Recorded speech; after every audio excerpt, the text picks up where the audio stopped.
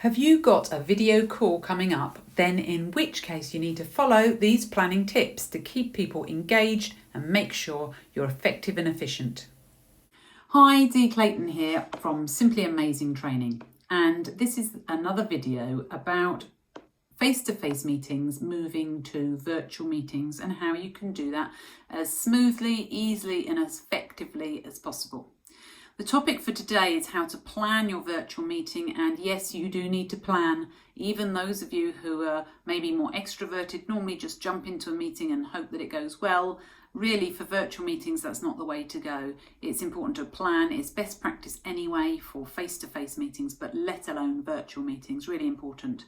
And it will improve the efficiency of your meetings, so it will be good for you virtually and face-to-face anyway. So people don't plan at the moment. They hope it's going to be okay. Often they just allow the meeting to maybe fill the 45 minutes or the hour. And then what often happens is people leave without any clear actions. There may be some actions, but maybe they're not clear, and maybe things haven't really been covered as deeply or thought through as clearly as they should have been. What that means is you then have to have another meeting about the first meeting. So that's pretty inefficient. So what I'm suggesting you do in terms of planning is use the SAS structure, the Simply Amazing structure, SAS, and I've talked about that in my book, High Performance Presentations, and I talk about it with all of my clients about doing a Simply Amazing structure, and that's outlined in my book here, and I have a couple of chapters about how to really go through that SAS in detail.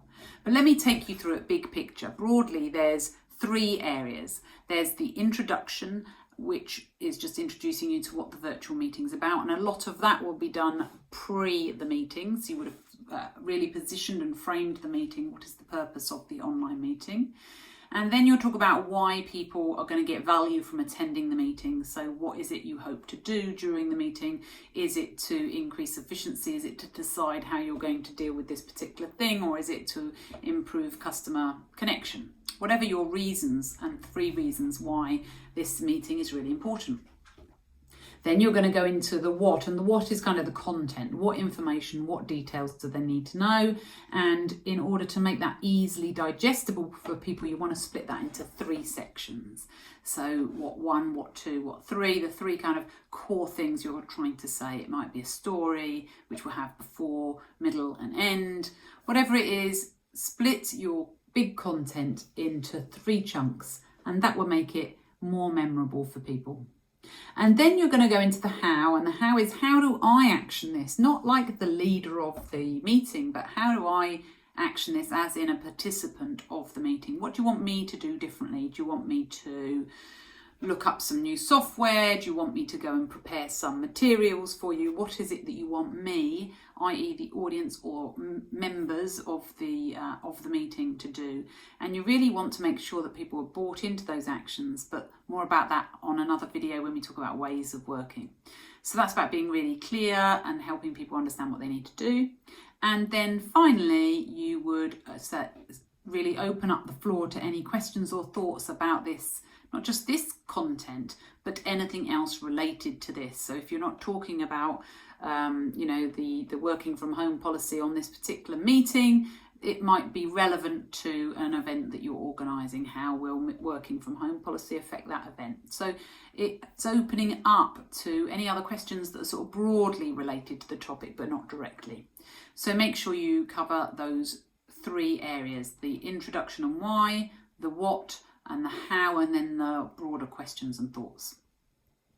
Once you've done that and your meeting's over, then or towards the end of the meeting, you can have a review. So either with everybody, review how your plan went, or finish the meeting and have a review with yourself. Just reflect on what went well, what could be even better, and what you're going to implement next time to improve your meeting, because the more you do these virtual meetings, the better you're going to get each time. So you don't have to be perfect, just start somewhere and get better and better as you go. So make sure you have time for your feedback sandwich. So what would you do now? I'm going to suggest that you allocate time to plan your meetings. Don't just jump into a webinar or virtual meeting if you're leading it. Allocate time to plan, and if you allow plenty of time, you might actually want some of the participants to do some work in advance, so allow plenty of time for that.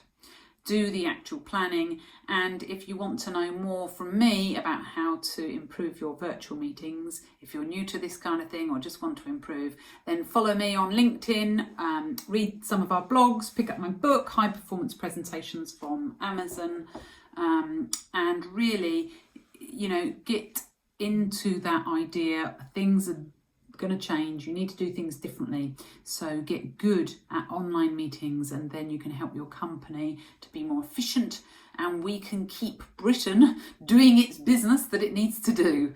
All right, I'll talk to you soon. Please let me know if you'd like me to cover any specific topics, and thank you for those that have been writing some ideas down so far in the comments. Let me know if you want me to cover any specific topics on virtual meetings, and hope everything goes well. Let me know how you get on. Bye for now.